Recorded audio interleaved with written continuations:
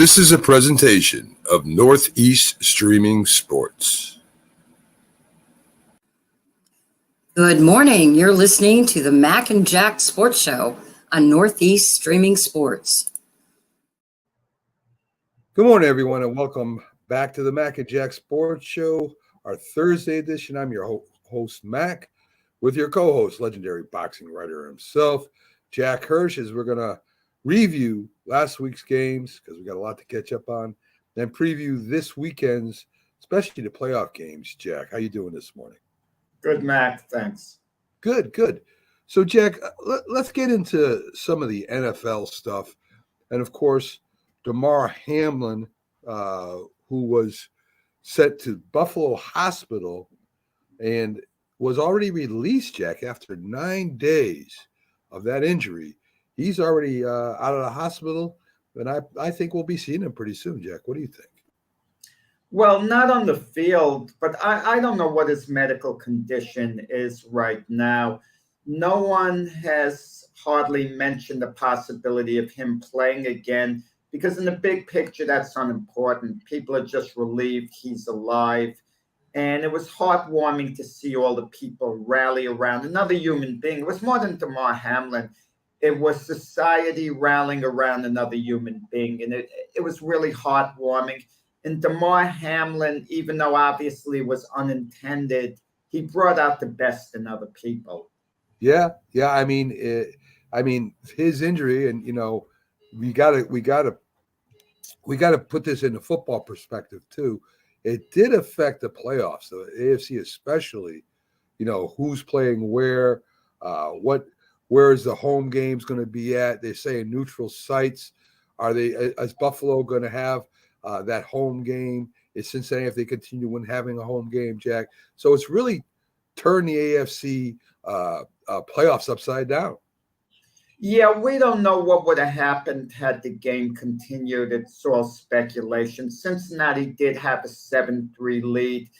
They seem to have come out on the short end of the stick with what was determined afterwards. But, it was an unusual circumstance. I mean, what can you do when something like this happens? And you're never going to find a perfect solution, Mac, no matter what you do. Yeah, right. You're right. In some other headlines, Lovie Smith and Cliff Kingsbury were both fired, Jack. I guess the GM has agreed to step aside too. So, Lovie Smith, who's been around the league a long time, gets fired again. And Cliff Kingsbury, who is a newer coach, gets fired, fired from the Cardinals. Well, Cliff Kingsbury did get the Cardinals off to a good start last year, great start. And then it completely fell apart towards the end of the season. And it continued into this season. I mean, they didn't recapture what they had.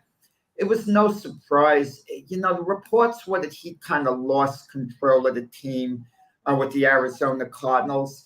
In Lovie Smith's situation with the Houston Texans, Lovie Smith actually wasn't a first choice, but he did get the job. Lovie Smith did have a resume. He did take the Chicago Bears to the Super Bowl many years ago, where his bad team lost to Tony Dungy's Indianapolis Colts team led by Peyton Manning. So that was quite a while ago. And you got the feeling with Lovie Smith, he was just basically patched into the job. Yeah. The Texans had to get someone. They had to get someone on the go. They got Lovie Smith, and he didn't seem to be a long-term solution when they got him. He wasn't one of the hot coaching hires. Right. But you would see how he would do. And if the Texans would have had a good year, chances are Lovie Smith would have come back. But the Texans didn't have a good year. Second overall pick in the draft. I wonder about this, Mac. I wonder I'm not saying. The Texans won their last game of the season. They edged out the Indianapolis Colts by 1 point. They went for a 2-point conversion, and they made it. Right. If the Texans would have lost that game, they would have had the number 1 overall pick in the draft, not the number 2 overall pick. If they had the number 1 overall pick, they badly need a quarterback. Badly. Right. They're going to draft a quarterback, but they would have had their choice. And I'm sure internally their scouting department maybe had one quarterback ahead of the other. Maybe they had Bryce Young as the number 1 guy, clearly, who they wanted badly. And now they're going to see, there's a good chance we're not getting our guy. We might not get our guy because Lovie Smith is going for a 2-point conversion and winning a game that was meaningless to us. That's what they might maybe thinking, the owner, the front office. I'm not saying that they're thinking that, but you can understand that speculation involved. Maybe had the Texans lost the game, maybe, just maybe, Lovie Smith would still be the coach, wouldn't be let go. Well, I don't know, Jack, if they're going to lose Bryce Young, because Chicago has the first overall pick, if I'm not mistaken. And they got Fields as their quarterback. So, I mean, a lot of people are saying, well, maybe they'll trade Fields. I don't think they're going to trade Fields, Jack. He's too good. So they don't have to, Mac. I'm sorry, Mac. Cut in. Finish your thought. Okay, well, what I'm saying is I don't think they'll get rid of Fields for Bryce Young. So Houston will get their quarterback anyway, Jack. Okay, let me throw this at you. In the Indianapolis Colts, they desperately need a quarterback. Their GM already said they're fully committed to getting the franchise quarterback. They'll do whatever it takes. Right. Whatever it takes, it means either signing a free agent or looking at the draft for the guy they think is going to be their franchise quarterback. The only true franchise quarterback that's available as a free agent, franchise quarterback, is Lamar Jackson. Don't tell me Jimmy Garoppolo. He's absolutely not a franchise quarterback. No. He's a game manager. He's not a difference maker. Jimmy Garoppolo's not elite. I don't want to hear any of that nonsense. Lamar Jackson, when healthy, is elite. When healthy, but that's the key. Lamar Jackson is injured a lot. Right. Well, I think might not want to take a risk on him. It's very, very risky. Now, the Indianapolis Colts are going, what are they going, like 4th or 5th overall in the draft?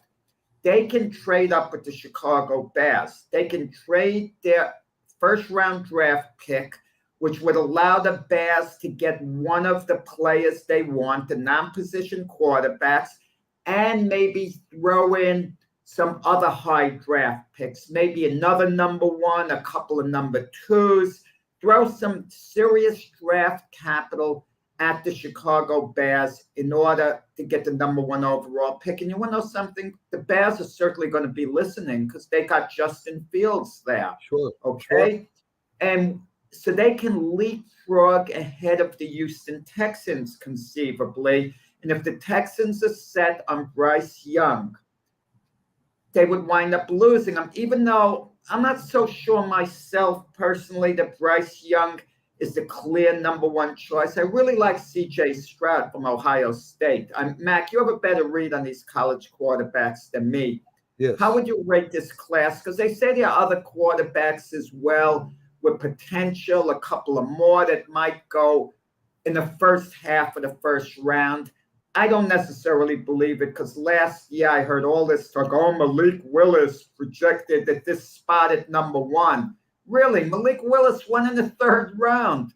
Right. So don't give me these projections of some of these guys who are going to go very early. But we know Bryce Young and C.J. Stroud are going to go pretty early. Those are the 2 guys we know aren't going to wait. They're not going to slip to the later part of the first round. Or even the middle of the first round.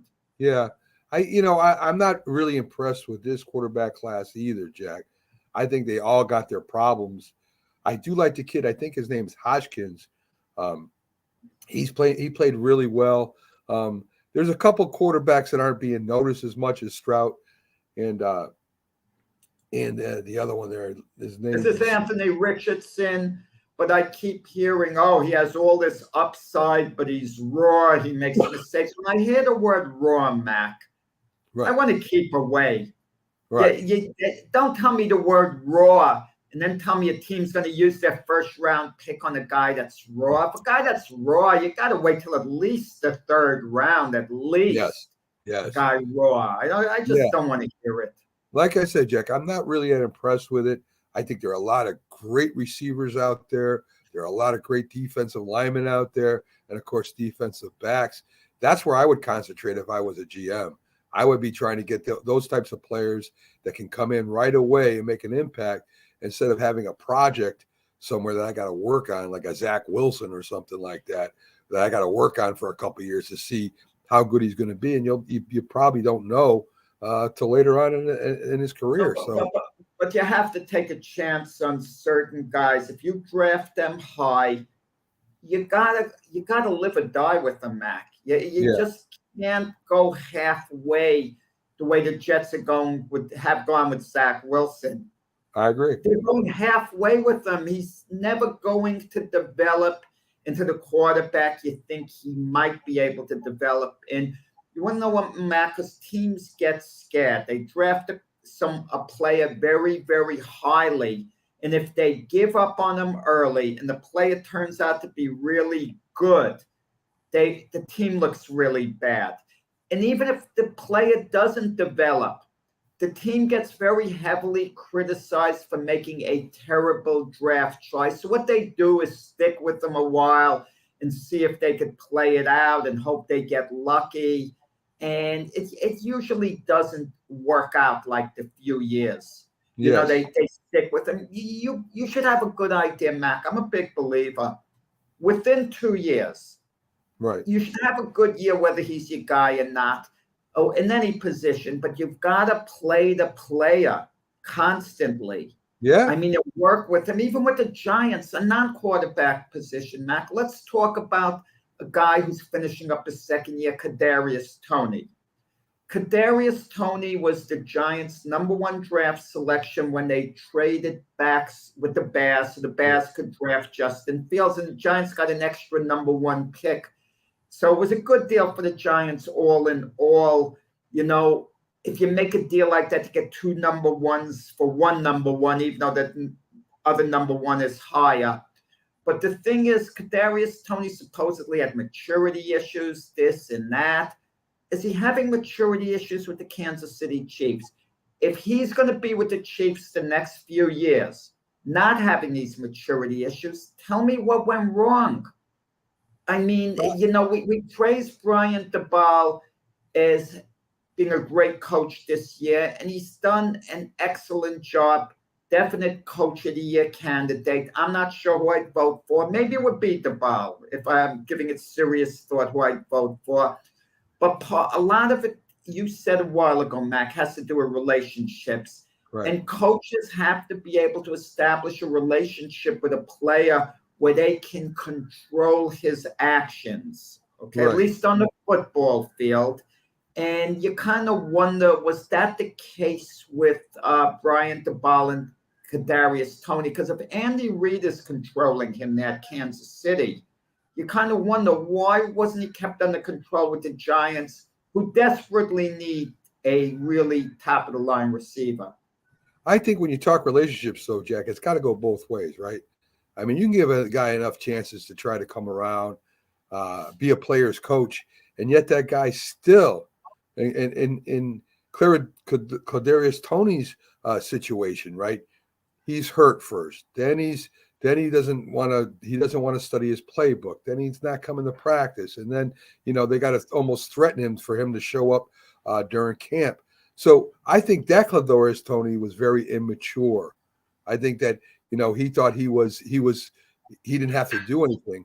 Then he learns, he goes to the Chiefs and he finds out, well, if you're going to be good, you got to start studying. You got to start working with the quarterback. You better start making a team meetings, or they're not going to use you either. So I think that Kadarius Toney woke up after he left the Giants and found out that, hey, it's not as easy as I thought it was going to be. It's not just talent. You've got to put the work in to become a good football player. And I think that's why the Chiefs are seeing that right now. I think that's why you're seeing Kadarius Toney almost be a different ball player than he was. So I think you make great points, Mac. I also think a player looks across the field, looks across the room, and it's who you see. If you're Kadarius Toney, young player, you see Daniel Jones, you're not blown away by him, even though Daniel Jones has had a wonderful year. But you're seeing just another quarterback. You feel there are a lot of Daniel Joneses in the league. But you're at Kansas City. You look across the room, you see Patrick Mahomes. Sure. You talk back to him. You don't do what Patrick Mahomes says. The whole team is going to stare you down and say, get the heck out of here. Walk out the door. Yeah. You know, as a Kadarius Toney, I think, had to have been a bit intimidated going to Kansas City. These guys have been to a couple of Super Bowls recently. Right. Patrick Mahomes, a legendary quarterback already. Andy Reid, you know, an established coach. Great So point. I think that kind of plays into it. I use the example crisscrossing sports. When Darryl Strawberry was with the Mets, he was out of control as a person. Out of control. He would challenge his teammates to fight sometimes. He came to the Yankees. He towed the company line. He was quiet. He, you know, stayed in the back like, oh, no. He saw the Yankee culture. They're not going to put up with any of that. He looked across. He saw Derek Jeter. He saw Paul O'Neill. He saw Jorge Posada. And he figured, I just want to fit in. I just want to be one of these guys. I'm not going to argue with anyone. He loved Joe Torre because he saw the personalities involved. And he adjusted to that. So I think a lot of times players, they adjust to their environment. But I'm going to tell you something, Mac. If a guy is truly a loose cannon, any player, eventually it comes out. Look at Antonio Brown. After having a lot of great years in Pittsburgh, Mike Tomlin kept him under control. Mm-hmm. Eventually, Antonio Brown's personality came out, but after many years. Sure. You know, so they move on from him, and he goes to the Raiders. It didn't go through the deal and everything. He reported. His personality came out quickly, but then he goes to Tampa. And at least for a season under the leadership of Tom Brady, he had it together. But then, of course, he lost it. And then his NFL career kind of disappears. Yeah. It matters a lot what team you're playing for, who your head coach is, and who your quarterback is, Jack. You're 100% right. So let's take a quick look at Green Bay. A lot of things up in the air there, Jack. Receivers saying they're not coming back. They're not sure if Aaron Rodgers is coming back. That last game was just frustrating for them as Detroit wins. You got players pushing trainers, guys knocking balls back from the center, getting, number 7 got kicked out of the game. What do you think is going to happen in Green Bay next year, Jack? Do they just fold it all up and start all over again? Do they get a new coach? Is Aaron Rodgers coming back? What are your thoughts on Green Bay? No, I don't think you fire Matt LaFleur. He's been pretty successful. This year was a colossal disappointment. I picked the Packers to go to the Super Bowl this year. Yeah. I picked them. I picked the Buffalo Bills to win the Super Bowl over the Packers. But what a colossal disappointment. When the Packers were 4-8 and they won 4 in a row, you figure all this momentum, they're playing the Lions in Green Bay. As bad as the year was, they might actually catch lightning in the bottle. They'll beat the Lions at Lambeau Field, maybe go on a playoff run, and all will be good at the end. Their problems, I think the problems were in training camp. Aaron Rodgers just, didn't show up, didn't have the voluntary workouts with the receivers. He really didn't put in the time. I think Aaron Rodgers is the key this offseason. I don't think he's retiring because I think his contract is written up, what gives him close to $50 million this year. That's a lot of money to walk away from. Does Aaron Rodgers really want to walk away on a down note like this? Does he really want to do it? And but more importantly, all that money on the table. And I understand, Mac, you're saying, well, he should have all the money he'll ever need. But that's a big piece of change to walk away from. So I think Aaron Rodgers comes back. Now we're going to hear rumors, well, should the Packers trade Aaron Rodgers? Listen, if the Packers can get the right deal, would they be willing to trade Aaron Rodgers? That's the question. That means they'd have to go with Jordan Love. I kind of have a feeling they would take that chance, the Packers, because they're coming off an 8-9 year. And they might look at their team next year and they say, yeah, how many good years does Aaron Rodgers really have left? And I'm going to tell you, with all the Aaron Rodgers drama that went on before this year, reportedly during the year things were peaceful. There has to be a lot of resentment that had to have been built up with the Packer front office, the GM, but they had to put up with it because Aaron Rodgers had the hammer Mac. He was coming off back-to-back MVP seasons. He had all this power. They couldn't stand up to Aaron Rodgers. They had to basically just kiss Aaron Rodgers' rear end, and Aaron Rodgers, from his part, was understandably upset with the Packers from a couple of years ago when they traded up in the first round to take a quarterback. And that was the signal telling Aaron Rodgers, you're on the clock as our QB. We already put it in the works to replace you. And Aaron Rodgers is thinking, but I'm as good as I've ever been. And you're already working to replace me. So it created that contentious relationship between the two parties. But now I think they turned the corner. I think if the Packers are offered the right deal for Aaron Rodgers, they would take it. But would Aaron Rodgers try to spite the Packers and retire so they couldn't make that deal? But I don't think he'd spite himself. You see all these rumors, Mac, all these teams that need a quarterback, and people get excited. They're rumors without foundation. I see this morning, why the Jets should trade for Aaron Rodgers. I mean, what are the Jets going to give Aaron Rodgers? Well, I mean, they have one first-round draft pick that would go number 13. But what are they going to add to that? That's far from enough for the Packers. Sure. Are they going to give him Garrett Wilson? No. Are they going to give him Sauce Gardner? No.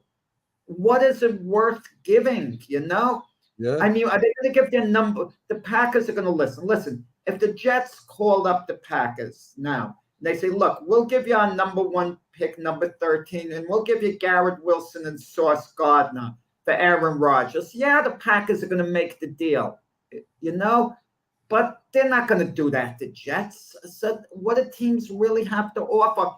Would the Houston Texans be crazy enough, for example, to give the number 2 overall pick for Aaron Rodgers, a team that's not going to win, for an established guy? No. I mean, these are hard deals to make, and you don't know how many years Aaron Rodgers has left. He's an older player, so he's not going to command an incredible amount of draft capital unless a team is on the cusp of winning it all.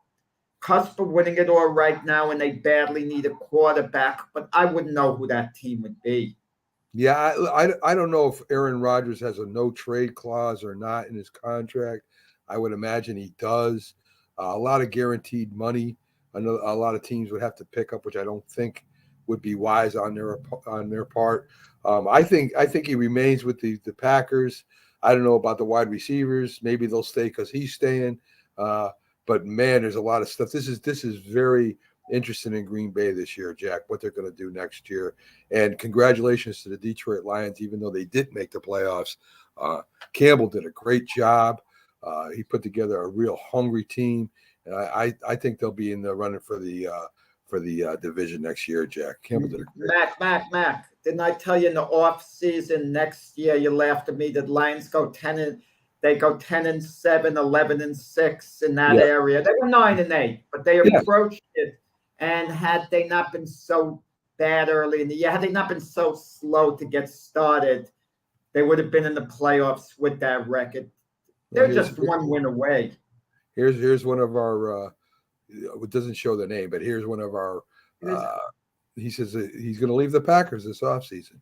So. Well, what do you mean? Aaron Rodgers can't just pack up and leave and go away once. The Packers are going to have to get a serious offer for him.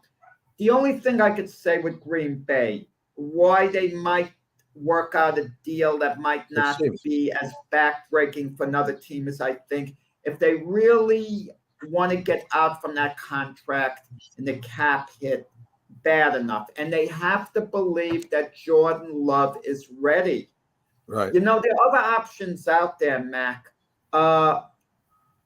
That you could take a fly at a team like the Packers. If you trade Aaron Rodgers, you sign Baker Mayfield, for example, and you let Baker Mayfield know he's going to be the start in camp, but he competes for the job, and he might think, well, I could beat out Jordan Love. How good is Jordan Love? We don't know that. We don't know. We don't know that. I don't know that. We kind of have to find it out. But unlike the Jets, who completely botched up the Zach Wilson situation through incompetent coaching, front office decision, or whatever, that's not the case with the Packers. The Packers have been held hostage as far as developing Jordan Love, seeing what he has, and they don't know the answer. You got to play Jordan Love. Right. The only way you're going to find out is by playing him, and they haven't really had that opportunity. I agree. So that's the Philly sports guy who made that comment. Jack, he thinks he's leaving. As Jack said, you're gonna have to pay to get him, but maybe he does leave. I don't know, Jack. I don't know whether it's gonna happen or not, but it sure is interesting. I haven't seen this much buzz around the Packers in a long time, and not on field either, off field. So it's pretty interesting how that's. You know what I do, Mac? I don't know what you do. What would you do if you were the Packer GM? Would you trade him? Would you try to make it work one more year? Or would you do what I would do? Just try to get the receivers, build around, sit down with him, get him to agree to come to camp earlier, see what his level of commitment is. If his level of commitment is more than it was last year, then I stick it out, I build around, I move forward with Aaron Rodgers and try to have him end his career as a Packer as long as he can perform. I think Aaron Rodgers is still a very good quarterback. I still think he's one of the best quarterbacks in the league. Honestly, I think if the team played the way it played at the end, I think the Packers might have even won that division if they played like they did at the end of the year, that last 4-game run they had. I think the receivers, he's got some really good young receivers, Jack, there. He got really good young receivers. And I would try to keep Rodgers, and I would try to keep the team intact, at least for next year, and take another run at it before I did anything major there. The question is, you pose a great question. What's his commitment to the team? Well, what's going to be with Jordan Love? Because Jordan Love, his contract's going to run out. He's going to be able to go elsewhere. Yeah. And it gets to the point with the Jordan Love, enough is enough. I want to play somewhere. I'm going to take a chance to go somewhere. He might want to sign a deal with a team like the Atlanta Falcons and figure, at least I'm going to get a chance to compete for the job here. He's probably tired of being on the bench, for all these years. Yes, and Pags makes a great point. He wouldn't trade his jersey at the end of the game. He knows he's not coming back. That doesn't mean anything, Pags. He maybe has it in his mind that it's a possibility, and players think that a lot. And players that it could be his last game at Lambeau Field just in case. Yes. I mean, but the idea that entered his mind, and I wouldn't. What happens in the offseason now, Aaron Rodgers goes home. The question is, does he have a desire to play football? We've all been in jobs, Mac, in any walk of life. We could love the job we're in, and all of a sudden we hit a wall. We just don't like it. We hate coming into work. We don't like it at all. And Aaron Rodgers, like any player, a veteran player, is going to have to think, do I want to go through the grind once again? Do I want to go to training camp, put myself through that? And he might just feel, enough's enough. I've had a great career. I don't want to go through it anymore. We have no idea what's going through his mind. And then again, Mac, they take a couple of weeks off away from the game. Sometimes they get rejuvenated. I want to come back. We have unfinished business, he might think. Who knows? Very possible. And here's Jamie writing me about Russell Wilson again. And, he is one of the greatest quarterbacks of all time, Jamie. No, he isn't. You can't take the stats away, Jack. He's one of the best. He's not even close to being. Well, all right. Well, let's put it this way.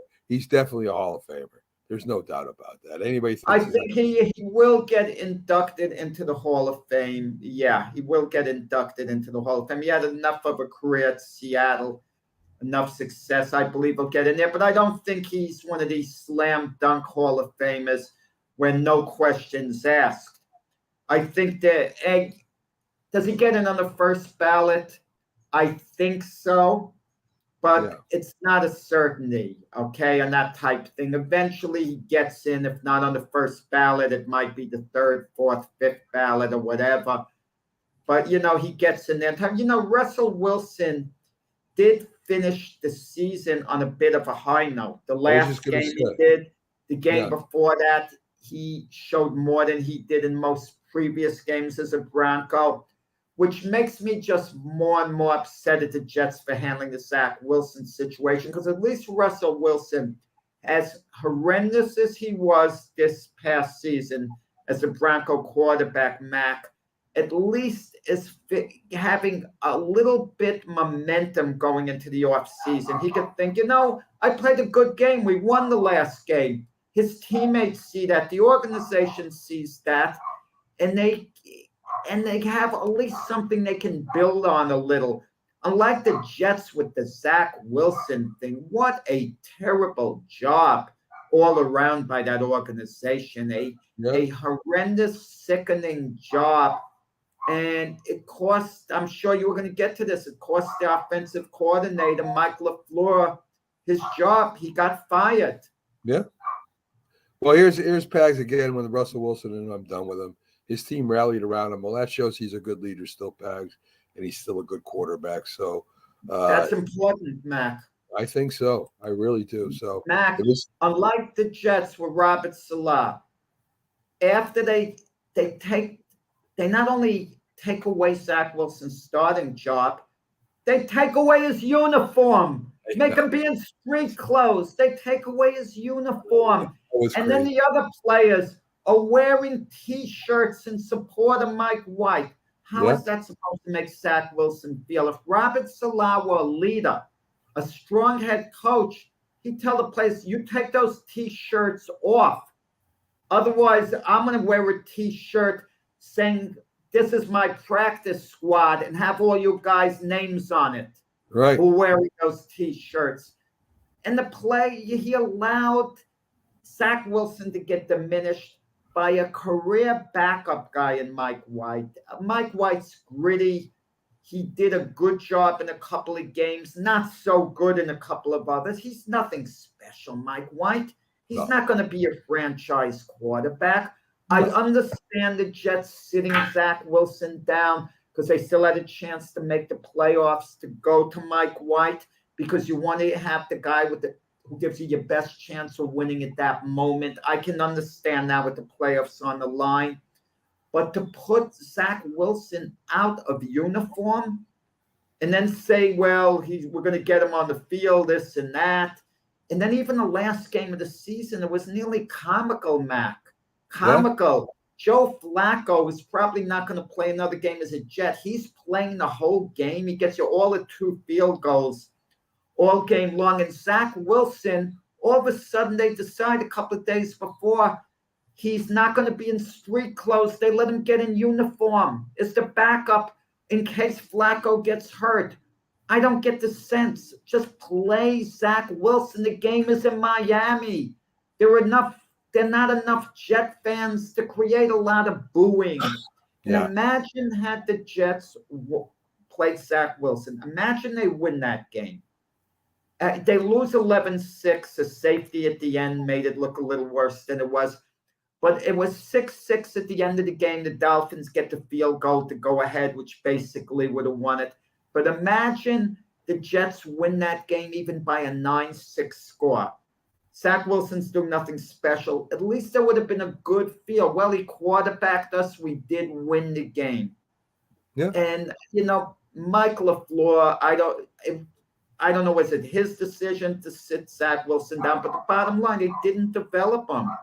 Right. Mac, they never developed him. And you have their wide receiver, their rookie Garrett Wilson, criticizing the offense. No rookie should command that power. criticizing the offense. Well, we're too predictable.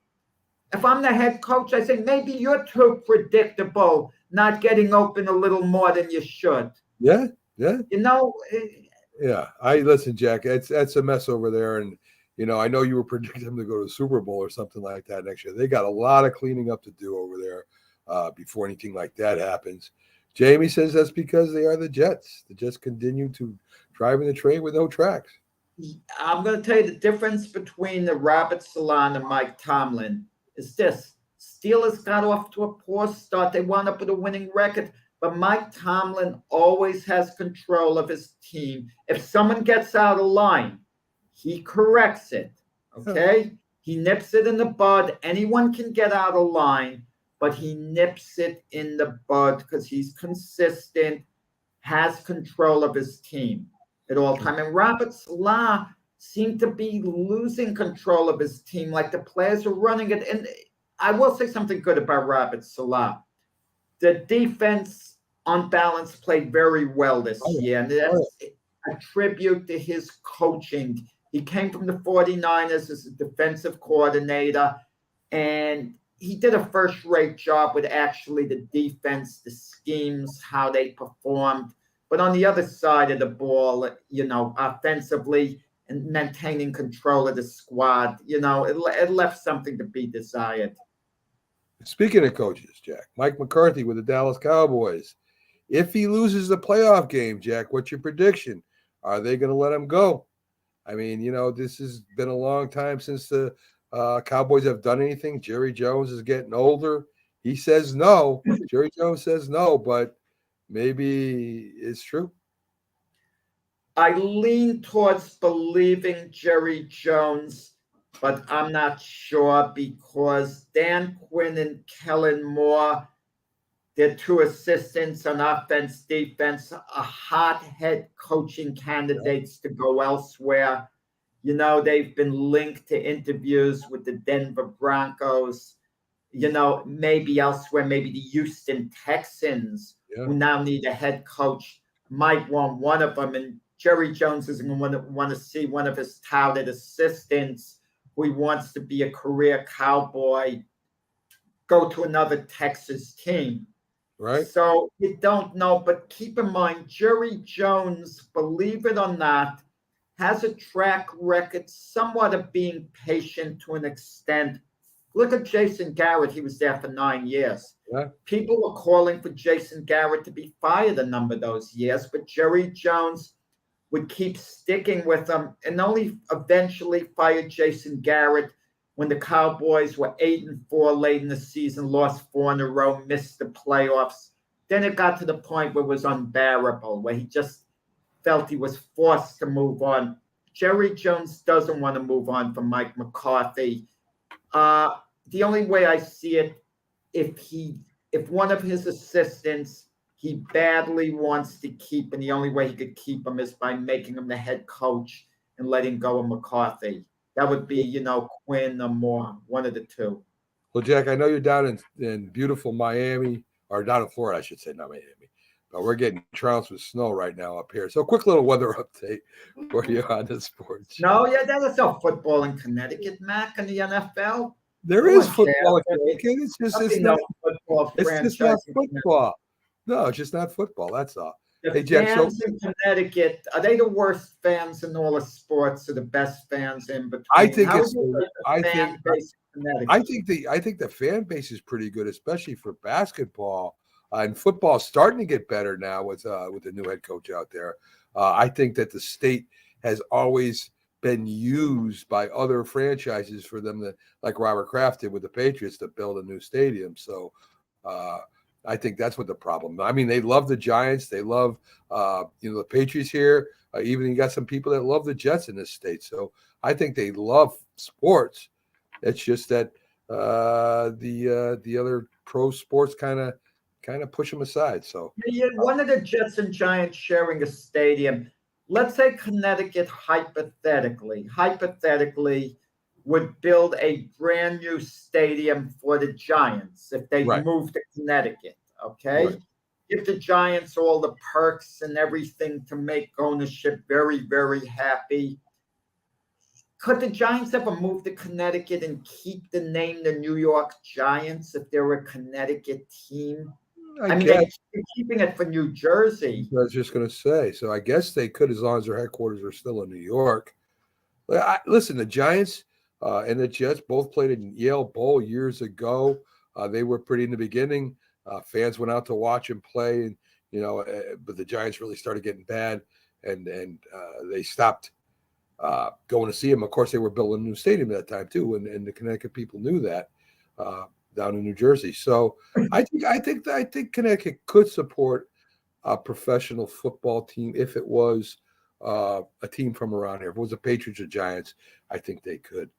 Well, So, Jack, wouldn't it have to be on the fringes of Connecticut, like close to New York City, as close as could be? It couldn't be deep into Connecticut. Same with New England. It would have to be on the other side. Northern part, right. Yeah, I think you're right. I think it would have to be that to get the response. So, Jack, in Miami, down in Florida where you are, Tua is not playing this Sunday. The third stringer's going again. Teddy Bridgewater's going. Skylar Thompson. I mean, does Miami even have a shot at winning this next playoff game? I think that's it. It's over. Miami just. I think it's a mismatch. Yeah. I think it's an absolute mismatch, especially, the guess is Damar Hamlin is going to show up. Okay, to Buffalo, they'll raw everything, and then they're just so much better. I mean, I watched the whole Dolphin Jet game, the last game with Skylar Thompson. Skylar Thompson is competent as far as taking a snap from center and running the offense, but not making things happen. He's not going to stretch the field. He's not going to make big plays against Buffalo. This isn't to say he's not going to occasionally hit a 20-yard pass to Tyreek Hill or Jalen Waddle if those guys get open. I think Buffalo absolutely, they run over the Miami Dolphins. I mean, in this game, I'm talking about something like, well, I'm not going to give my prediction now, but that's obvious. I mean, I don't think any of us coming on the show are going to say with a straight face that they're picking Miami to beat Buffalo. I'm not giving anything away. That's not exactly a toss-up game there. I agree with that. The Ravens signed linebacker Roquan Smith. Roquan Smith. $100 million, 5 years, Jack, but don't sign Lamar Jackson. What does that tell? What do they tell Lamar Jackson there? Well, it's a different position. Lamar Jackson would have commanded a lot more money. Roquan Smith, interesting. He came from the Chicago Bears. They traded him to the Ravens for their draft choice. I don't remember what draft choice it was. It may have been a number 2. I can't recall it being a number 1 or something, but they were looking to clear out, cap space as well. They have a ton of cap space, the Bears, now, and that was their primary goal. Roquan Smith had a heck of a year for the Ravens, a heck of a year. And the season's still going on with the Ravens. I mean, in the playoffs, who knows for sure, how far they might go, even though they're clear underdogs against the Bengals this weekend. But Lamar Jackson, we're talking about quarterback money, not defensive lineman money, not linebacker money, not cornerback money, not even, wide receiver money. Lamar Jackson has been out so many games this year, and this is his free agent year. This is the year he was using the cash in to get the big contract. I don't know, is this a case with Lamar Jackson of his durability, if it's an isolated injury? If it's just an isolated injury, then I'm not scared to give him the contract. But if it's a question of durability, then I am. I mean, but listen, we all see the mistakes made with athletes in any sport. If you're so scared that they're injury prone, you don't sign them, then you risk losing them. And even if you could sign them, you let the price go higher and higher. Like in the case of Aaron Judge, even with the Yankees, they were concerned about his injury history. So they were like a little cautious, and it backfired on him. The thing is with Lamar Jackson, the Ravens want to sign him, Mac. They are going to sign him if there could be a meeting of the minds. what would Lamar Jackson be willing to settle on? Will Lamar Jackson, you tell me, if you're his agent, do you tell him you could reset Lamar, take a 1-year contract? The Ravens will make you one of the highest quarterbacks in the league for next year. Right. And they'll see how you do next year. If you're healthy all the next year and you're elite next year, then we get the big contract. We basically just reset. I think the Ravens would be happy with that. Pay him as one of the top quarterbacks in the league for 1 year, even 2 years, where they're not investing in him long term, that elite quarterback money.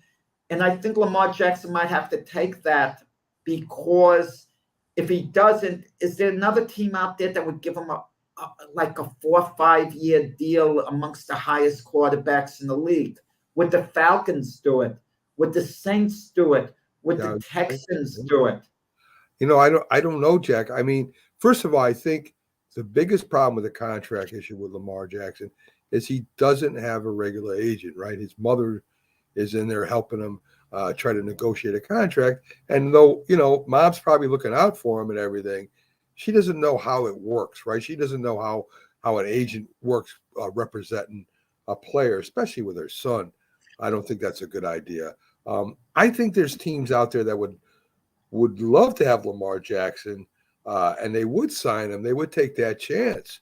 But what would happen to those teams? I mean, when you got somebody making that much money, take the Saints, for instance. The Saints need a lot of help there. They need a lot of either free agents or draft picks to rebuild that team. And by them getting Lamar Jackson, they're not going to have that money to sign these people, Jack. So, I mean, I don't know. I think you're right with going with that 1 year. I think that's the best way to go with the whole thing. Let's see what you really can do. Stay healthy, yeah. Yeah. So I think that's I'm gonna say this. I'm not so quick to condemn him having his mom as an agent, because right off the bat we hear, well, it's his mother. We hear the word mother, so we feel, well, she doesn't know. She's, that's her boy and everything. She's a woman. What experience does she have as an agent? But you want to know something? You can learn. Maybe she is savvy. Maybe she's seen what the other quarterbacks get. Maybe she's a real student of the game. We don't know. But she, chances are she has access to everything that agents have. I'm sure she's been in touch with the Players Association. They give her listing what everyone is getting paid, who the agents are, how they've been negotiated, and she makes a study of it. And she has a great product. Her son, an elite quarterback. She's pushing this to the limit. And I'm a believer of this, Mac. You can take a chance if you've already gotten lifetime money. For argument's sake, I'm just giving you a guess now. I don't know how much money Lamar Jackson has, but I think it's safe to say that Lamar Jackson has in the vicinity of $15 to $20 million in the bank from past quarterbacking after taxes. Would that be fair, you think, conservatively? Yeah. Let's say $15 million he has in the bank, valued at it. You can take a risk. The worst that'll happen, you get injured, your career ends. You have lifetime money, not the massive $100 million that you want, but you could be comfortable, pretty comfortable the rest of your life. So you can take the chance, unlike a situation if Lamar Jackson had $500,000 in the bank. I don't want to say only $500,000, because that's a lot of money to the, maybe the working stiff out there. But if he had $500,000 in the bank, he'd figure, wow, I better get my pot of gold now in case something happens to me. I better settle. That's why players now in other sports like baseball, they sign these contracts a few years before they become a free agent. They sign for less than what they can get as a free agent, but it's still enough money, they know, to give them security just in case. Yeah, and I would imagine Lamar, if he stopped playing football, there would be some sports network that would sign him just because he's Not Lamar. a big money. He has enough money now if no one ever signs him to anything. Oh yeah, I understand that. I'm have just saying, enough Jack. to live off the rest of his life I'm now. just saying that. I agree. I'm just saying that that there's some sports network I would imagine would pick him up and have him as an analyst on one of those shows. So No, I'm not that sure. You want to know why? Because Lamar Jackson has conducted himself like a gentleman. If he rants, he raves, he acts like a knucklehead, then he'll get picked up. He'll get picked up by one of the networks. I mean, they like the guys who create turmoil, controversy, who are obnoxious. Those are the guys that they oftentimes go after. Very true. Very true. So let's take a look at the Cowboys and the Eagles and compare them to the 49ers right now, Jack. The Cowboys, I give Pags a hard time about the Eagles all the time, but they're a very good team. The Cowboys are having a lot of problems. Dak Prescott's throwing more interceptions this year than any other quarterback. I think he's got 15. He hasn't even played a full season. The Cowboys' defense isn't playing as well as it did. The Giants give the Eagles all they can handle. Their third stringers. Last time they played, they almost won that game. And Dallas lost to the Commanders. And on the other hand, you've got the San Francisco 49ers. They look hot as heck. Their defense is playing lights out. Purdy's playing very good ball right now. And, of course, they got a great running back combination with Deebo Samuels and with McCaffrey. So what do you think, Jack? I mean, I picked the 49ers to win the Super Bowl this year. Do they? And is there any team out there right now that could stop them? I think teams like the 49ers would scares me. They're due to hit a bump in the road. I really feel there's a team that could conceivably be had, even though going into the playoffs, they have the best form of all the teams in the NFC. That's for sure. I mean, all of a sudden, we can wake up this weekend and see Brock Purdy being so-so, and then we could say, well, what do you expect? He was Mr. Relevant, the last player taken in the draft. He overachieved. So how can we be disappointed if Brock Purdy plays a bad game? You can't necessarily expect Brock Purdy to play a good game. Think of it. That's the 9 1/3 string quarterback this year. It was Garoppolo, Trey Lance, and Brock Purdy wasn't supposed to play.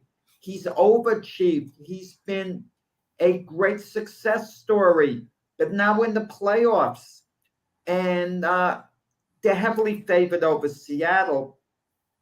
But Seattle has some big-name players, especially on offense. Walker at running back, Lockett, Metcalf at the wide receiver positions. They've got playmakers too. You mentioned McCaffrey and Samuel, but what about Seattle? They have playmakers too. And even though I'm not the biggest Geno Smith fan over his career, he's had a wonderful year this year. Kudos to Geno Smith. I don't look at Geno Smith as a long-term franchise quarterback solution, even though you can live with him if the pieces around him are good, as they've been this year. You'd still have to rate him in a quarterback comparison ahead of Brock Purdy going into this weekend's game. If I'm going to rate, we see position by position, Mac, what says who you give an edge to position by position. Yeah. And even though you're discounting the Seahawks' chances of winning this game, you go, come on, the Niners are going to beat them. Niners are much better. The Niners, I think, are going to win the Super Bowl when all's said and done. If I had to ask you, who do you give an edge to? Geno Smith or Brock Purdy, not their team, the quarterback position. Can you tell me you give an edge to Brock Purdy over Geno Smith? Because I don't. Not at this time. I mean, I don't think the 49ers are built like any other team in football, Jack. They don't depend on their quarterback like other teams. They depend on their defense. They depend on the running game. The quarterback, even though Purdy's probably one of the more accurate quarterbacks in the league right now, they don't depend on him as much as they do, as other teams depend on their quarterbacks. That's not how San Francisco's built. Seattle's built on Geno Smith and the 2 wide receivers. That's it. And if they get, and they will, not if, they will get to Geno Smith, they will rock him. They will cover those receivers. I don't think Seattle has a chance. And I think that the 49ers right now, they may hit a bump. Anything can happen. But that's the hottest team in football right now. And I don't see any team, the Eagles, only the Eagles, and that would be with that would be with Jalen Hurts totally healthy, and he's not. So I don't see anybody stopping San Francisco. And Jack, I don't think you're taking into account how the 49ers are built. They're not built to have a great quarterback and great receivers. That's why I think San Francisco ends up winning it all in the end. Yeah, I'm not going to argue with you. The 49ers are absolutely solid favorites. But you get the feeling this season, one of the elite teams, it could be NFC, AFC, one of them, no idea who it is going to come up and have a terrible game and get knocked out of the playoffs unexpectedly beforehand. Could it be Kansas City?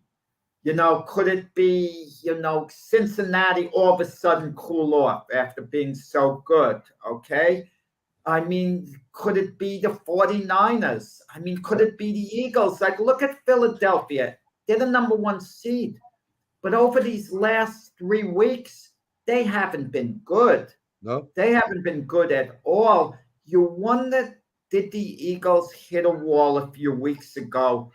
And that's it. They peaked and they're as good as they were going to be, and they regressed a little bit. Teams sometimes regress as the year goes along. Some teams get better. Some teams, get worse.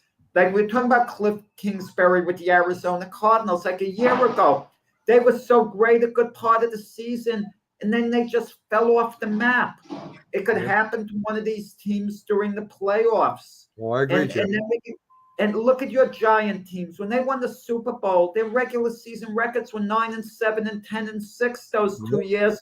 But at the right time, everything came together, and they wound up being, the best team in football, through the playoffs. Right. Oh, listen, I agree. Something's going to happen.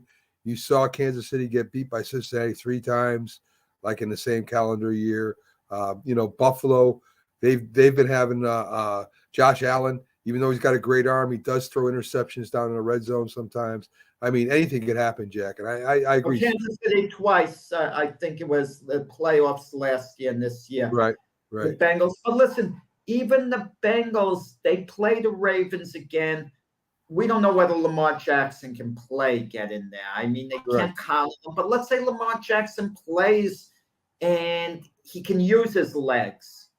And the Ravens come up with a great effort. You don't know what team is just going to hit a bump. Like, I'm alarmed about Dallas. You mentioned them. The game against the Commanders meant nothing as far as the standings go. But they had a lot of the regulars in. They were so bad against the team that had been playing poorly in the Commanders. Yeah. The Commanders had the playoffs won on the line for the Commanders. That was a team in disarray, yet the Commanders look real good, and they gave a butt whipping to the Cowboys. Yeah. That alarms me. Me too, Jack. If I'm a Dallas Cowboy fan, I ain't feeling too confident going into the playoffs, that's for sure. But they do have a matchup, the Cowboys, fortunately for them, that might allow them to get it together. I'm not saying who I'm picking yet. That'll be tomorrow, but they're playing at Tampa Bay. That's certainly a lot better matchup than going to San Francisco. That's the truth. That is the truth. So, folks, we're going to take our promotional break. We're almost at the top of the hour. It'll be a quick break with all the great shows that we have on the network. So stick around. We'll be right back after these promotions. He was a Giant, and he was a Cowboy. Now these two former rivals have joined forces to bring you the most insightful, perceptive, and controversial sports talk podcast in America. Former Dallas Cowboys defensive end Jim Jeffcoat locks horns with former New York Giants wide receiver Byron Williams. And now, here's Byron Williams and Jim Jeffcoat.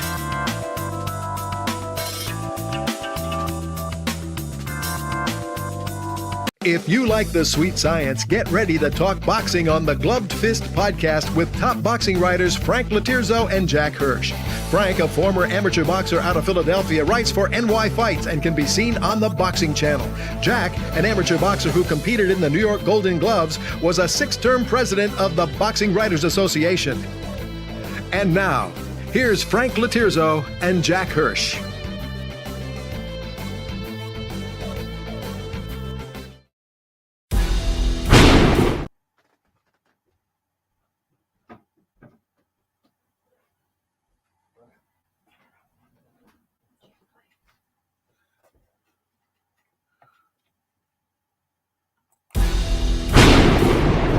See right now, without LeBron, Lakers are struggling. Let me tell you about a team I hate, all right? I know the Dallas Cowboys fan is here, so I had to make sure he knew how much I hate this team. I'm ready. I've often said that the people who run baseball, they try very hard to ruin it.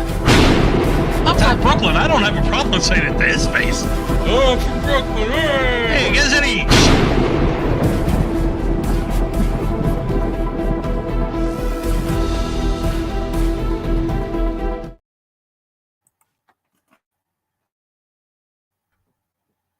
Hello, we're back, the Mac and Jack show. Well, Jack is back at least.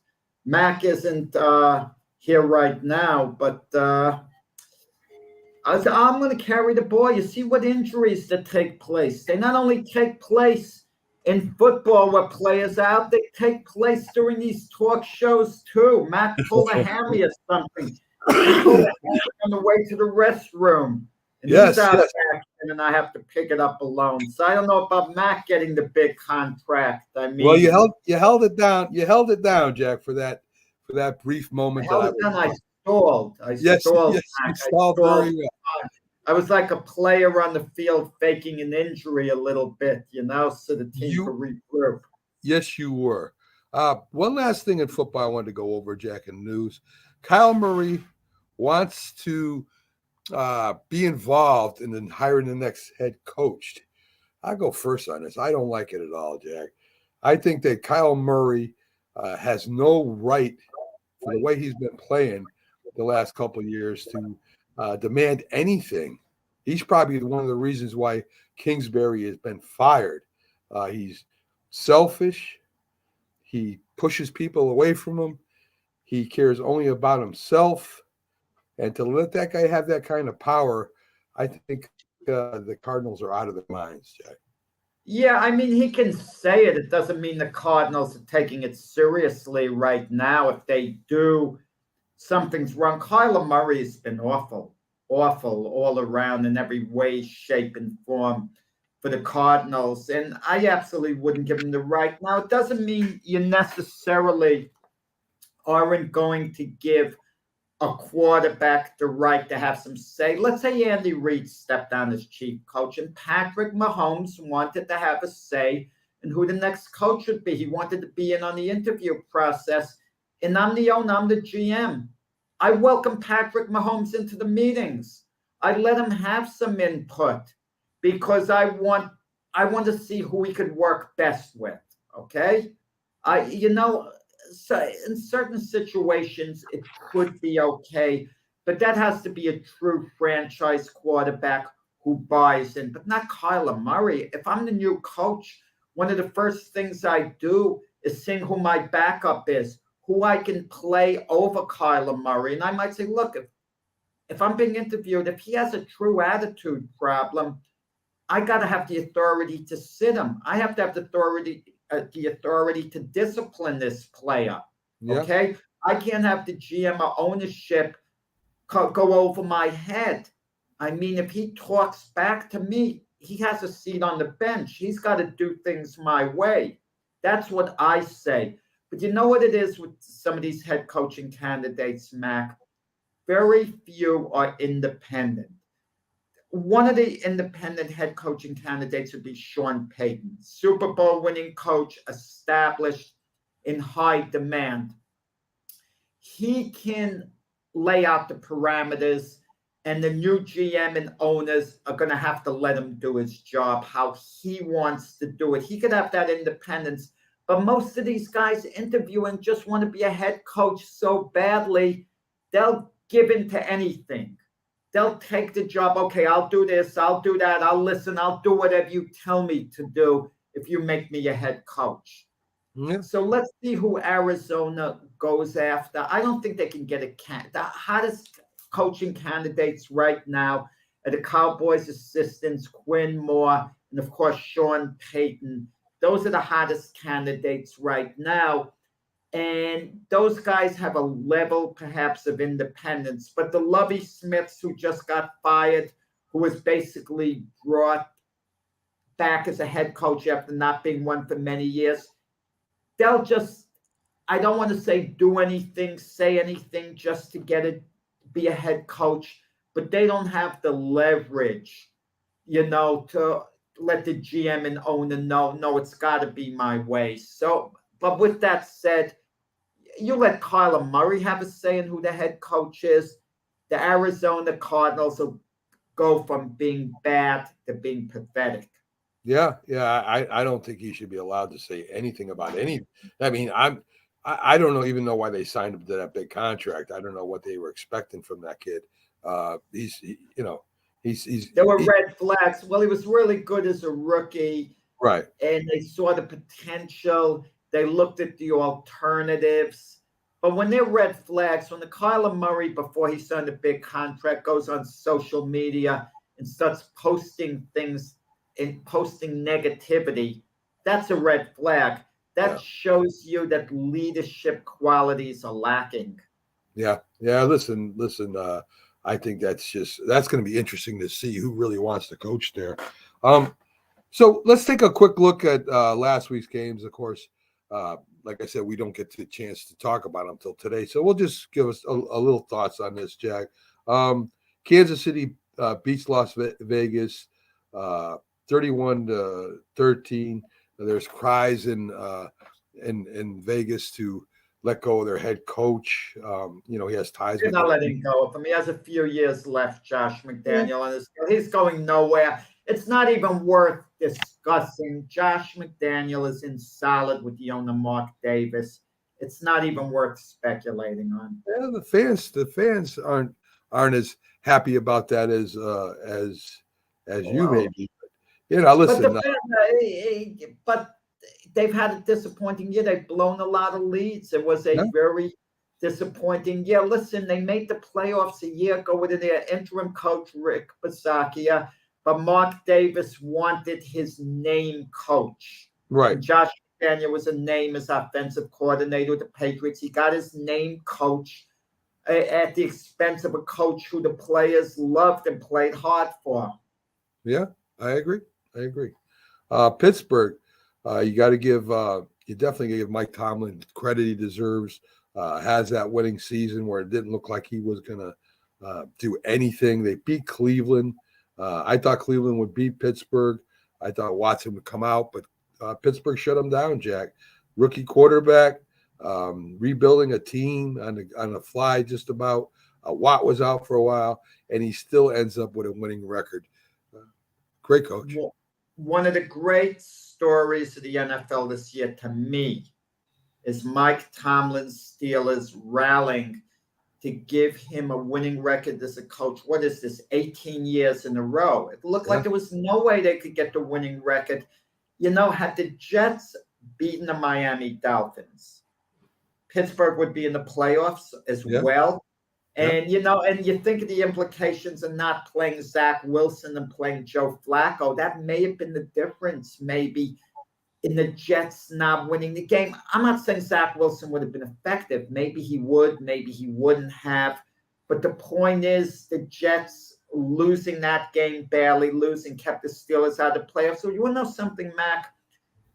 If I'm a Steeler fan, I don't care that much that my team isn't in the playoffs. It means very little to me because the big story is them having a winning record is as good as being in the playoffs. What would it have been if they got in the playoffs? They probably would have lost decisively the first game. It would have been one and done. So who cares, really? The big story is that team, that franchise had a winning record again. Yeah. A winning record, 9-8. And who would have thought it they come on and win the last few games and play this well. And they have their quarterback of the future in Kenny Pickett. He's not outstanding, but he was a 4-year start in college. He's mature. He showed he could run the offense. And going forward, I'm not saying he's going to be one of the better quarterbacks in the league, but they have a quarterback who's going to be efficient going forward. Yeah, and as that team gets better and better, so will he. So that's going to be it's going to be good. It's going to be great to watch that unfold. Cincinnati gets by Baltimore. I thought that would happen. Baltimore is interesting going into playoffs too, Jack. I mean, we don't know, as we said. I don't think Jackson's playing, but we're not sure. Good defense. They're gonna raise a little cane, Jack. I don't know if they'll win, but they sure play hard for that coach. I gotta ask you this, Mac. Who benefited more by Sunday's game? The Bengals beat the Ravens with some room to spare, but now they're playing again the first playoff game. Who benefits more? Is it possible the Bengals could be just a tiny bit complacent, figuring, we beat these guys a couple of times, we're better than them, we handled them this week easily, we'll do it again? Or would it Ravens laying low, perhaps, figuring, we can beat these guys, we can do better? And maybe they learned some things about the Bengals playing head-to-head. Who knows? Yeah, I mean, and it's hard to beat a team 3 times in a row. I don't think it's been done that much. So we'll see what happens. It's going to be very interesting to me. New England comes up short, Jack, 35-23, 2 different halves. New England comes back in the second half and holds Buffalo to no points at all. Buffalo won the first half, 35-0. New England wins the second half, 23-0. This is why I'm a little worried about Buffalo, Jack. I mean, you got to play 60 minutes when it comes to the playoffs. You can't just play one half. And New England, hey, listen, I think they'll be okay next year. They'll probably play better with Mac Jones and, of course, with Belichick. He normally turns the team around right away the next year. What's your feelings on Buffalo, Jack? You think they're in trouble, or do you think they're going to make it? No, they're not. They're not in any trouble. And like I said, they're the team I picked in the beginning of the year to win the Super Bowl. That's my story. I'm sticking with it. But in all seriousness, I think Buffalo is going to be fine in the playoffs. But if I'm looking for a red flag with Buffalo that would concern me, it would be the game against New England. 2 kickoffs were returned for touchdowns. Yeah. Special team plays. You take away those 2 plays, were they better than New England in this game? I'm not that, not really. Okay. Yeah. But the 2 plays mask that, the special team plays. And I know how important special teams are, but you can't count on special teams to win you the game. You absolutely can't. What you have to count on special teams is not to lose you the game. Just hold your own. Don't allow any big plays by the opposition. And then you should be fine. And keep this in mind too. With what happened with DeMar Hamlin, Buffalo didn't have a normal week of practice. They just didn't. You can't be the same team Sunday. I know. They have all this emotion because of DeMar Hamlin. They're going to be so tough to beat. Give me emotion and give me preparation, and tell me I can only choose one of the 2. And when it comes to football, wow, it's not an easy choice to make. But I might pick preparation, better preparation over emotion, okay? Because emotion on the football field could only carry you so far after a while, but preparation has to do with execution, okay? Yeah. The Bills didn't have quite a normal week of preparation playing New England, but at the end of the day, they got the job done. And I think the Bills are going to be tough to beat in the playoffs, but they have some formidable opposition they're going to have to deal with at some point. And that's going to be, Cincinnati, Kansas City, and assuming they take care of business against the Dolphins, which isn't a hard assumption to make. Right. Atlanta 30, Tampa Bay 17. I know they took Brady out in the second half, but that's a pretty big win there, Jack, for Atlanta. Tampa Bay's playing Dallas. Brady's beaten Dallas. I think he's 7-0 or 7-1 against them, something like that. What do you think? Does Tampa Bay give Dallas a fight? Do they win, Jack, or is Dallas just too much for them? No, it's easy to forget they started the year playing one another, and Tampa Bay won 19-3. And after that game, we thought, oh, Tampa's Tampa. They're going to have a good season. They'll be their usual self. They've struggled. Tampa won the division with an 8-9 record. Yeah. I don't see Tampa having turned the corner. Okay? When I mean turn the corner, struggling during the year, I don't think they've peaked entering the playoffs. A week before, Brady throws 3 touchdown passes, long touchdown passes to Mike Evans, and we think, they finally got it together. And apparently they didn't. They lose to a Falcon team who has a 7-10 record now 2 years in a row. I know the game didn't mean anything to the Buccaneers in the standings, of a seeding, of a home field. I understand that. It didn't mean anything. But if you're truly going to enter the playoffs and you want to enter it on a high note and you're playing your regulars, a fair part of the game, you take care of business against the Falcons in Atlanta. You show that you're raring to go for the playoffs.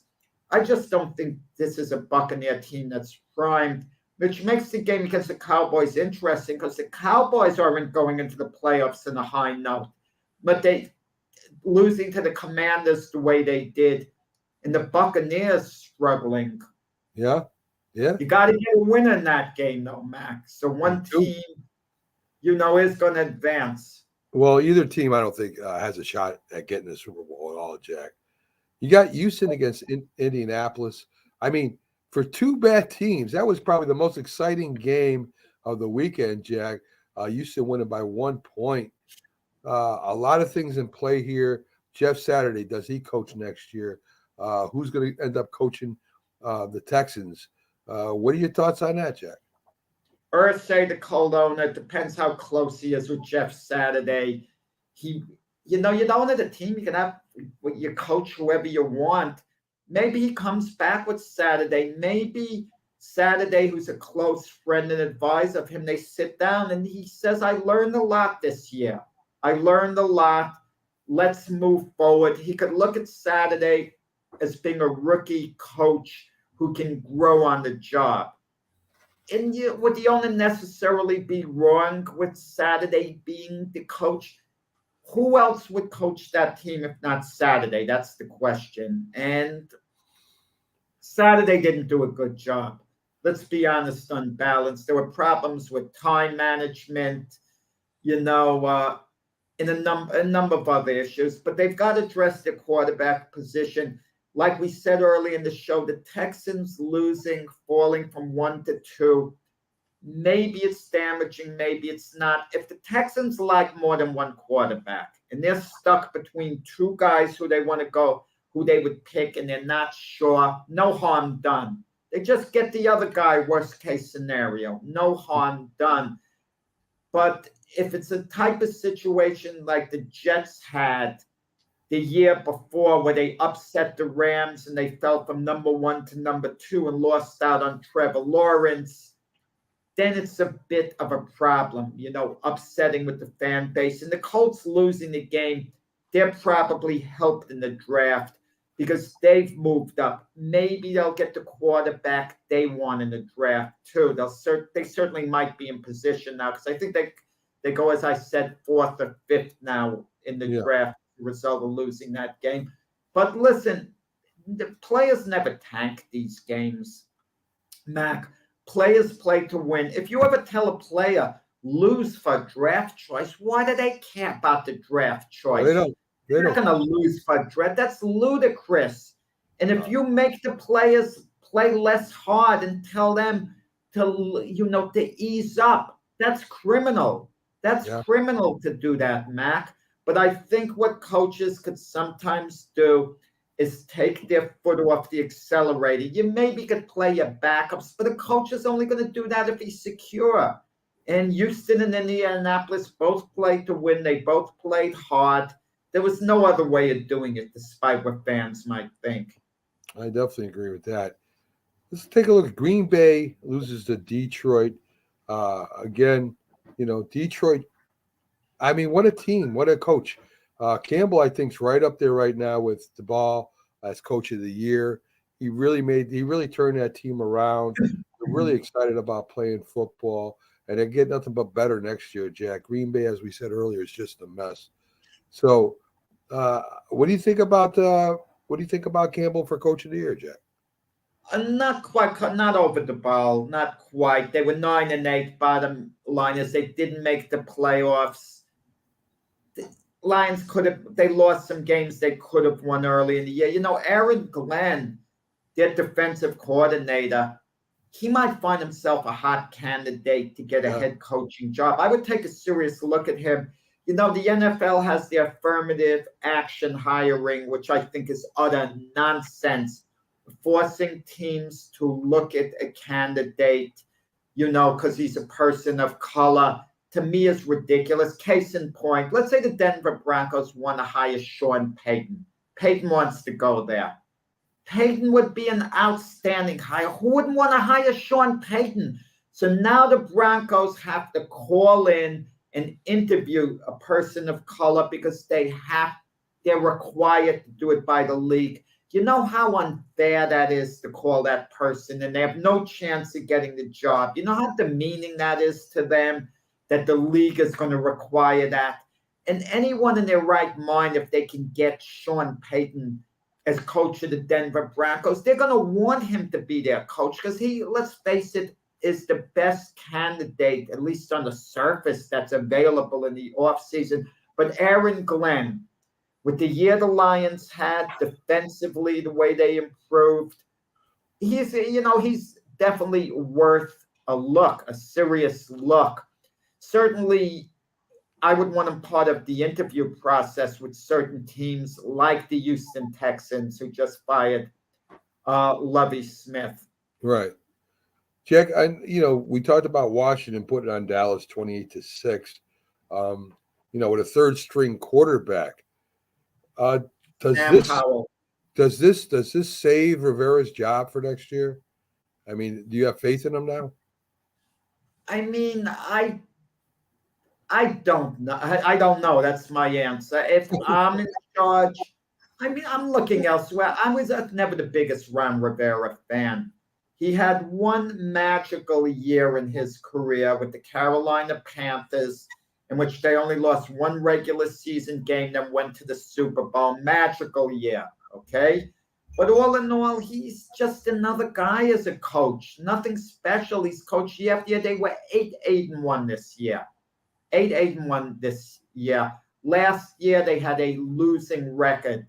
The year before, they had a losing record, but won the division with the losing record. So I'll call that, believe it or not, a semi-successful year, okay? Yeah. Because they did win the division, even though they had a losing record. And they played Tampa Bay tough in the playoff loss. So you could say that's a positive. But last year, losing record, they were performed poorly. This year, 8-1. That last win may have saved his job, because when you look at it, they didn't have a losing record this year. I would look at Ron Rivera's situations this, and I'm not on the inside, Mac. Does he have control of his team?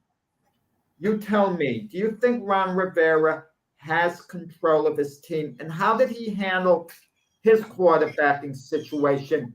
We criticized Robert Saleh. Was Ron Rivera the guy who insisted they get Carson Wentz? Was that his hire? Was it the GM's? Right. I mean, if it was Ron Rivera's doing it, he bungled the whole quarterback situation, because Tyler Heineke clearly is not their answer going forward. Right. Clearly. He was a good fill-in, a good backup for a little while, but that's about it. But I want to know, you got to hold these coaches accountable. If they demand the guy be their quarterback, they say, go out, get me this guy. That's my guy. I'll do this or that. Now they got to deliver. If they don't deliver, they got to be held accountable. Frank Reich was when Indianapolis, he told them to go get Carson Wentz from the Eagles because Frank Reich was Carson Wentz's offensive coordinator at the Eagles. So the Indianapolis Colts got Carson Wentz, figuring Frank Reich could turn him around because he had him before, and he couldn't turn him around. Frank Reich eventually lost his job. It's called accountability. Right.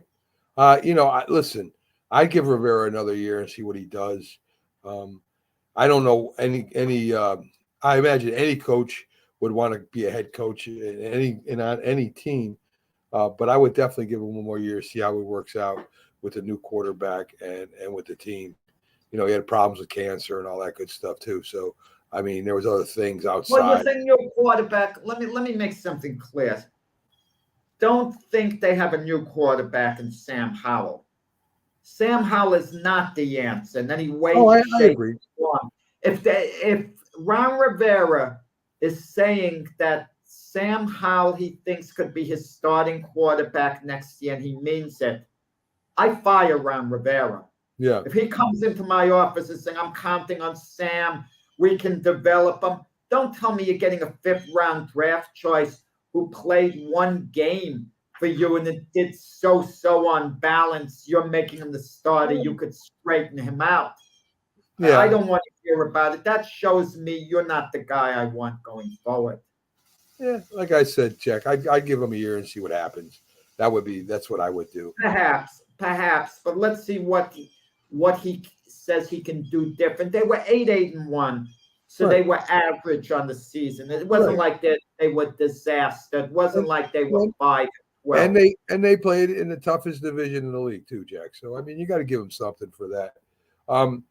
Carolina 10, the Saints 7. Very boring game. But the fill-in coach did a great job, I think, Jack. He kept the Carolina Panthers together. They won some games.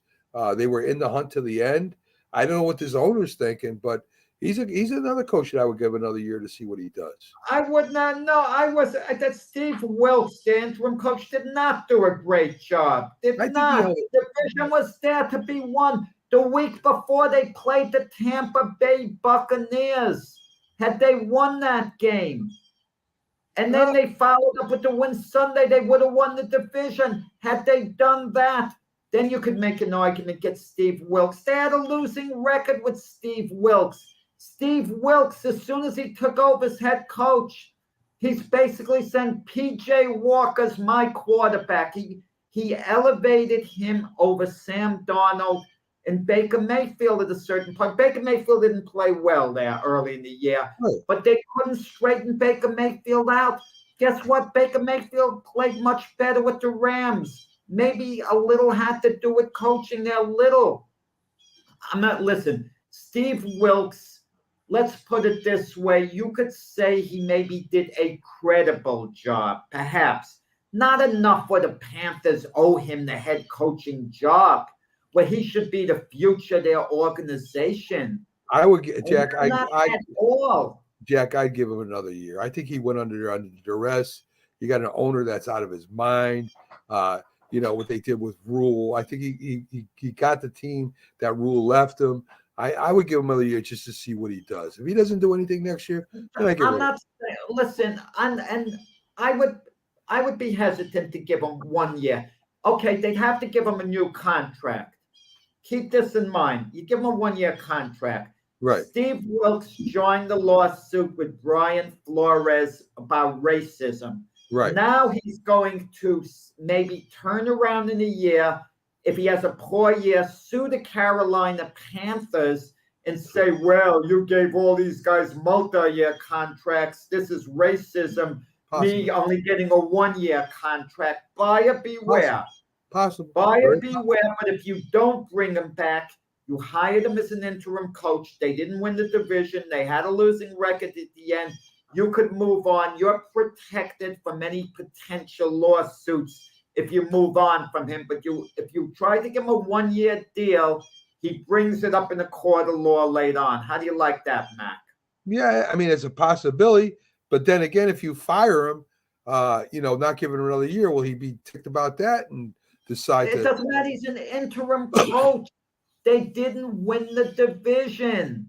If you won the division, let's look at the case of Rick Bisaccia last year with the Las Vegas Raiders. He came in as an interim coach.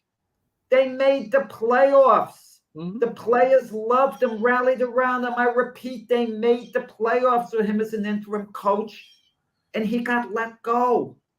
And they hired Josh McDaniel. I'm looking, if I'm the Panthers, I might rehire Steve Wilkes. I'm not saying I necessarily wouldn't. I'm saying I'm looking at things long term.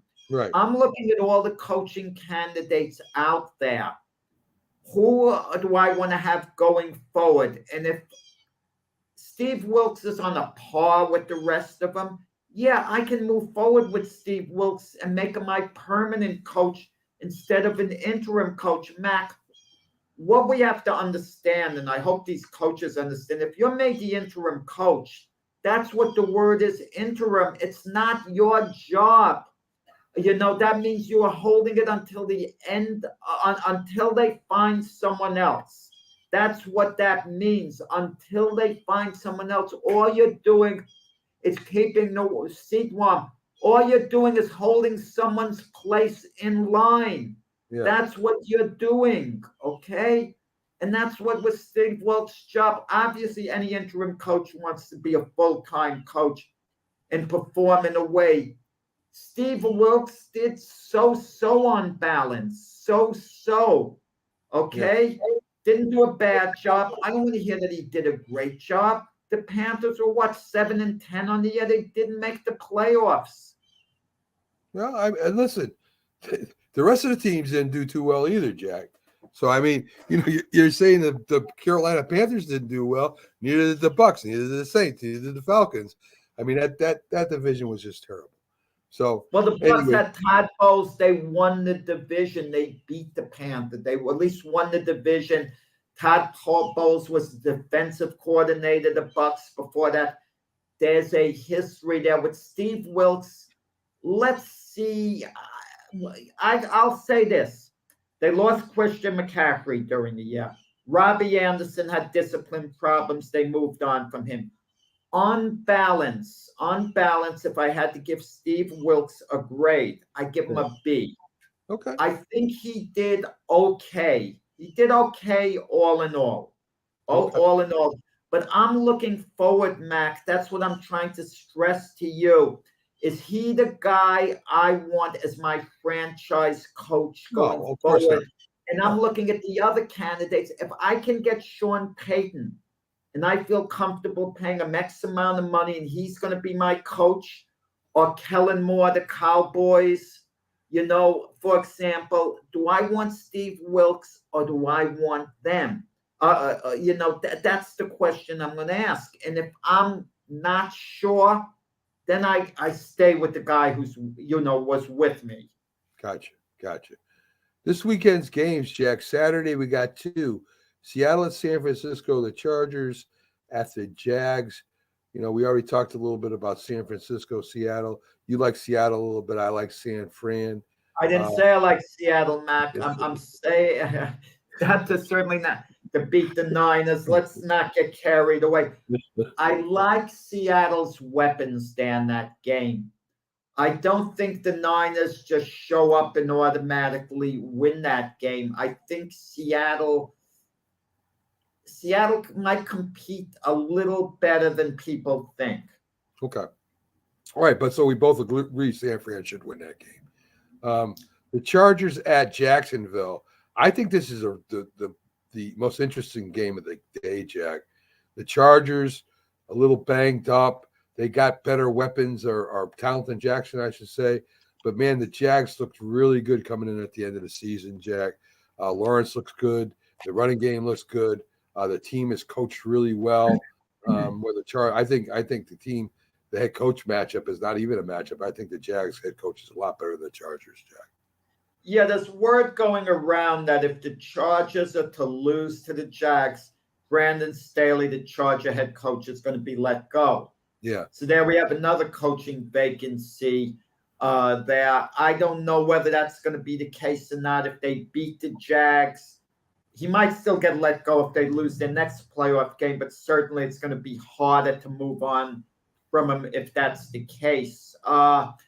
Brandon Staley, the last game of the season, a lot of people feel he left his regulars in too long, that it was kind of like a meaningless game to play there. And then he goes for a 2-point conversion at the end that would have sent the game into overtime. Why play more football? You got the playoffs next week. Your seeding is all set. You know, you couldn't really understand, you know, some of the moves, you know, he's going to make. One of his players got injured. They felt as a result of him being left in too long into the game. So, you know, in some of his early season moves, you know, you kind of wondered why he's doing this, like going for it once on his deep in his own territory, taking that risk. Yeah. But it's a real toss-up game. I watched the Jack-Tennessee game in its entirety. I wasn't impressed with Trevor Lawrence, Mac. No. A couple of times he had wide-open receivers, completely missed them. Just terrible throws. Some of the decision-making. The Jags were lucky to win that game. Questionable call where they picked up a fumble that by a pass that I thought should have been an incomplete pass by Josh Dobbs, who was the Titan quarterback. It was picked up and ran in by a touchdown for the Jags in the fourth quarter, and that was the difference. But with that said, the game's in Jacksonville. We don't know what to make out of this Charger team. This Charger team, I could see them losing to the Jags in Jacksonville and being knocked out, a fired-up Jaguar crowd. I could see the Chargers maybe being the one big surprise team that slips under the radar, and then the AFC could give a serious argument to, you know, the Chiefs, Bills, and Bengals. Yeah, what Charger team is going to show up? Exactly. I agree with that. Sunday's games: Miami, Buffalo, Giants, Minnesota, Baltimore at Cincinnati. We talked about Miami's problems going with a third-string quarterback. I think Buffalo just destroys them. I know we're not picking. I'm just saying I just think they do. I think the best game is going to be the Giants at Minnesota, Jack. You know, I'm a big Giant fan. I think they can beat Minnesota. I hope they do. Minnesota's got more talent than they got. Giants maybe are a tougher team than Minnesota. In fact, I know they're a tougher team than Minnesota. They don't give up. Should be a really good game, Jack. I think the Giants are genuinely confident that they're going to win the game. And I think it's based in part on their earlier meeting this season against Minnesota, in which they lost at the wire on a 61-yard field goal. Right. So I think the Giants are confident. I feel they're primed. They rested their regulars. I know you don't like that normally, but why not? You know, and I think the Giants are basically just raring to go in this game. But you have to feel that Minnesota isn't going to take the Giants lightly. Listen, all teams say they never take an opponent lightly. They're going to be well prepared, but they're human. I don't know what the Vikings are thinking of the Giants. They're at home.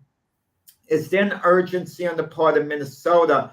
Because what they accomplished this year in large part goes down the drain if they get eliminated the first game of the playoffs against the Giants. This isn't a powerhouse team they're playing. This is a team the Vikings should expect to beat if they want to advance. It's not like they're going to Philadelphia and losing to the Eagles there. They're at home against the Giants. A lot of times, Mac, we use an earlier season game as a guide. Two teams play. What have both teams done since then? And we try to use it as a guide. I'm not sure whether that's relevant or not. Minnesota has been a little more erratic than the Giants. Right. Okay, the Giants, something about the Giants, they've been at least a little more consistent. Minnesota's up, down. They're playing great. They're playing poorly. They're playing great. They're playing poorly. You tell me, you answer this question to me, Mac. The best version of the Vikings against the best version of the Giants, who wins this game? The best version, I think the Vikings would win that. The best version. I don't think at home, yeah. Yeah, I think this is not going to be that though. I think the Vikings. I think they're questioning themselves, Jack, because of the way you said they're up and down. They're not sure who's going to play, who's going to be up for the game. They should be up for the game. It's a playoff game. It's at home, but with what the Giants did to them last time, they got to be doubting that they're as good as they think they are. When you barely beat a team that you're supposed to dominate, and they should have dominated the Giants because they definitely have more talent. When you just barely beat them in the last seconds with a field goal, there's got to be some doubt there, as you said, Jack. I'm going to go with the Giants. I think it's going to be a great game, but that's of course that's my team. So that's who Matt, when you look at the AFC and NFC, only one team gets to the Super Bowl in each conference. That means, for the most part, organizations, fan bases end the year on a bad note. Even though they're in the playoffs, to their way of thinking, they end the year on a very disappointed note, put it that way. And then there's talk of changes, this and that. But I sometimes look at the difference. Who needs the game more? The Giants can lose this game. Guess what? No one is that upset. The Giant fans figure, hey, we exceeded expectations. We made the playoffs. We had a good year. Daniel Jones is showing us he could be our quarterback of the future.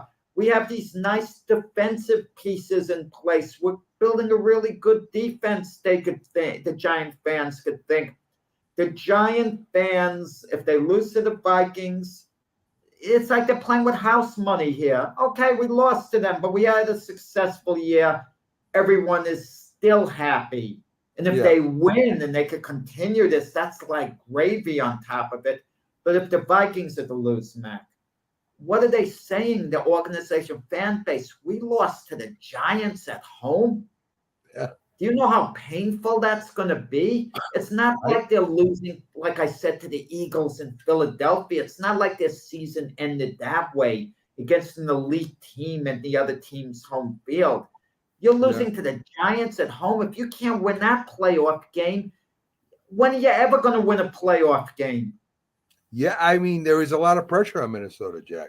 More than the Giants. I just think that it's better to play loose than it is with pressure. This is what I say, Jack. I say at the end of the game, the Giants defense makes a big play against Kirk Cousins, whether it's a sack and fumble or interception, and they win. They win at the end of the game. That's what I think is going to happen. And I could see that the Giants are one of these teams that people are looking at. Well, if there's going to be an upset in the playoffs, a lot of people like the Giants as being the number one team to score that upset. You look at a game like the Chargers in Jacksonville. I think the Chargers are favored by 1 point, or the Jags 1 point, but that's considered basically an even money game because it's in Jacksonville. The Chargers are the more established team. The Jags are the new kids on the block. But I don't think people would look at it, if the Jaguars won as an upset, at this point, because it could go either way. But you look at the other games, that are being played. I mean, Tampa, Cowboys, Buccaneers, I don't know, no matter who wins, that's not considered an upset. Seattle would be considered a big upset if they won. The Dolphins would be considered a big upset if they won. The Ravens would be considered an upset if they won. Things like that. But of all the teams we feel could pull a surprise and upset the favorite team, I think the Giants are looked at as more of being a team that can do it than the Ravens beating the Bengals or the Dolphins beating the Bills, much more so. Right. All right, cool. Listen, we covered all the games for this weekend. I mean, it's been over. It was a mess. Any final thoughts on the championship game with Georgia just trouncing TCU, Jack? No, it was a mismatch. The only thing I could say that people brought up, and I don't like bringing it up, but we have a talk show. Teams sometimes tend to think, well, what could have been? I don't like to blame kickers, and I certainly not blaming the Ohio State kick. He missed a kick. Big deal, 50-yarder, hard kick to make. Players miss plays all the time. They miss tackles, they're bad passes, they drop balls, and that could be the difference in winning and losing, but the kickers are always out there at the end of the game, and some people think, well, if Ohio State won that game, they definitely would have beaten TCU. Based on what we saw against Georgia, yeah, that's certainly the way it looked. But was it a question of TCU just having a terrible game or what? Because no one expected quite that blowout. Georgia was a 2-touchdown favorite. I mean, but if they played 10 times, would Georgia win all 10 times over TCU? Is it a situation like that? Because TCU did beat Michigan. Yeah. Michigan beat Ohio State. Yeah. And now Ohio State, came within a whisker beating Georgia. Like, look at that crazy round robin. Yeah. I think it has to do with matchups, Jack, like in boxing, sort of. I think that Georgia was just a terrible matchup for TCU. You saw what they did to Michigan. I think that Michigan, because they're just not as dominant as Georgia is when they win, they beat Michigan. And of course, Michigan came back too. It wasn't as close, as a big of a win as people say. Michigan did come back in the second half. Ohio State, I think, would have beat TCU just because of their defense. And like I said, I think a lot of it has to do with matchups. And I don't know what the answer is for the playoffs again. Are they going to allow in teams that are not in SEC or the big college programs across the country? Are they going to let these smaller teams in? Because they really don't play well in the national championship against. Well, when are they expanding the playoffs? I think 2 years, Jack. I think 2 years. I mean, I think that's what we need, because 4 teams, it's not enough. Some teams to be under fringes. I would love to see them set up divisions where once a team loses 2 games, their season's over as far as that goes. I don't want to see Alabama in a bowl game, not the playoffs. Who gives a darn? Unless I'm scouting a player like a future NFL thing. Mac, I don't know what we're going to cover, but it's worth talking about because it's in the news with baseball a little bit. We kind of have a lull in baseball because it's the off season. We don't have the trading deadline. But what was your take on the situation with Carlos Correa?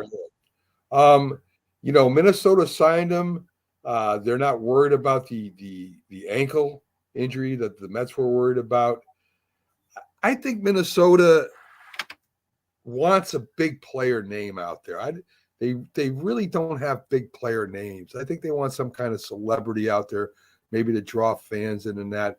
I don't think it was a smart move because if his ankle's messed up, his ankle's messed up, and it's not. It didn't magically heal or one doctor's opinion isn't that much different than the other doctor's opinion. I think it's good for Minnesota as far as for putting people in the seats. Does it improve do you think it improves their team really, Jack?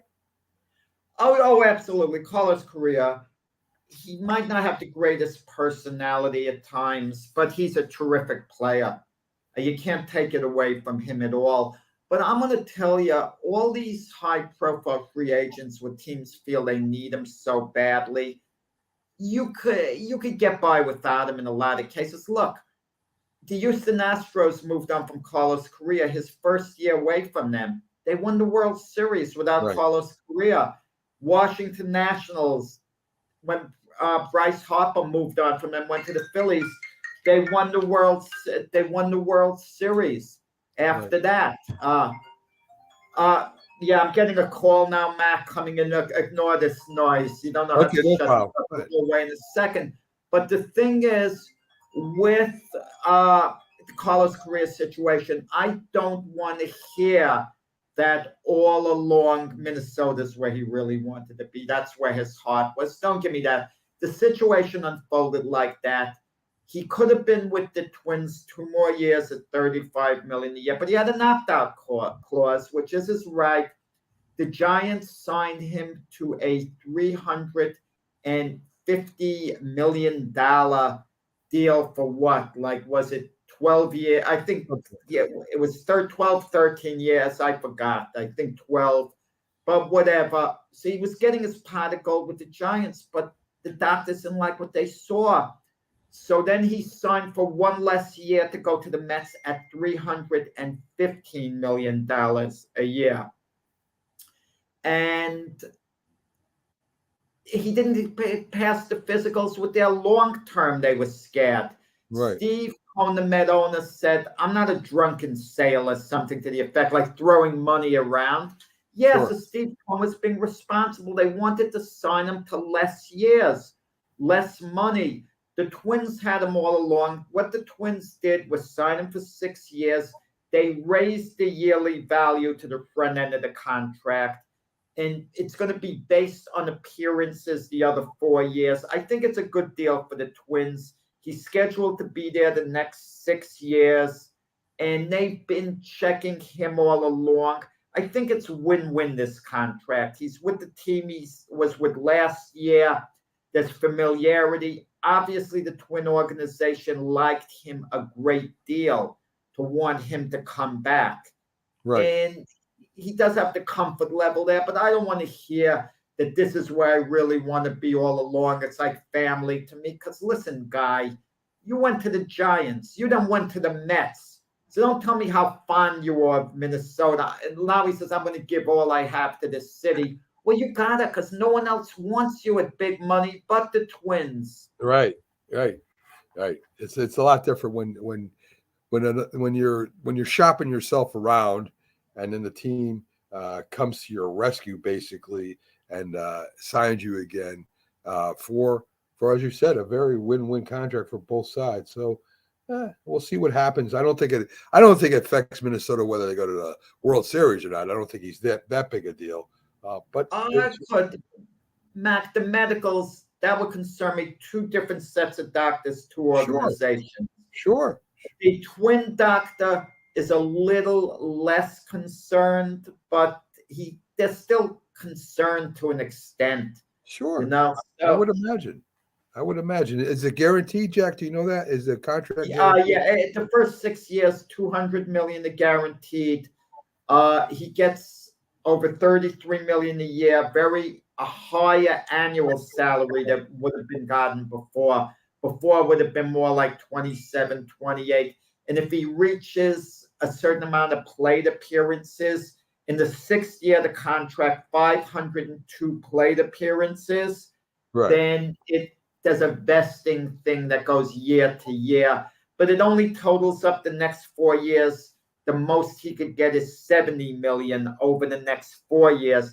So the total dollar amount comes down because he'll be an older player. So it becomes a little more team friendly for the Twins than the front end of the contract. Okay. Not much time left, Jack, but let's look at a couple NBA teams, get your thoughts on them. I know it's early, but you're almost at 50 games now. It's 42 with the Celtics anyway. Boston at 30-12, Jack. Are they the best team in the NBA, period? I don't know. I mean, no one's the best team now. Everyone's jockeying for position, trying to peak playoff time. The Celtics obviously have a very good team, and to beat them 4 out of 7 in the playoffs is going to be a chore. But who knows who's going to peak? I mean, I'd like the Cleveland Cavalier team in the beginning of the year to come out of the East. Yeah. That was my team because I just figured getting Donovan Mitchell, the young players, Allen Mobley, Kevin Love coming off the bench. I just thought they were going to get better as the years going along. And how good are some of these teams going to be come playoff time? That's the question. I mean, the 76ers, they're handling James Harden with care, come playoff time. Can him and Embiid, Maxey, can they make a run, the Sixers? The Nets have been phenomenal for a while, opposite, the Kyrie Irving, minus the Kyrie Irving drama, now that things have quieted down. How serious a run can they make at the end of the year? You know what the answer is, Mac? They're number teams in both the East and West that can go to the finals. Right. Listen, I agree with that. I mean, it depends on the injury for Durant, too. How long will that keep him out? How will that affect him during the season? The Knicks, Jack, sitting right behind your Cleveland Cavaliers at 23-19. They're kind of up and down. They're in fifth and they're down to eighth and they're back up to sixth. Again, I think they're a very solid team, very good team. And I still think that they're gonna make the playoffs without the play-in, Jack. But they're gonna have to play tough all the way through the end to do that. I think the Knicks goal, what would make it a successful season, win one playoff series, and their fan base will be happy because it's been ages since they've won a playoff series. Like we were talking about the Giants a little while ago. Right. No matter what happens, their fan base is now happy because they made the playoffs. For the Knicks, making the playoffs isn't quite enough because they did make it a couple of years ago. They shocked people by becoming a fourth seed, but they lost timidly in 5 games to the Atlanta Hawks in the playoffs. So just making the playoffs won't be enough. They've got to win a playoff series to call it a truly successful year. And they might be able to do it. Yeah. Julius Randle has had a resurgence again.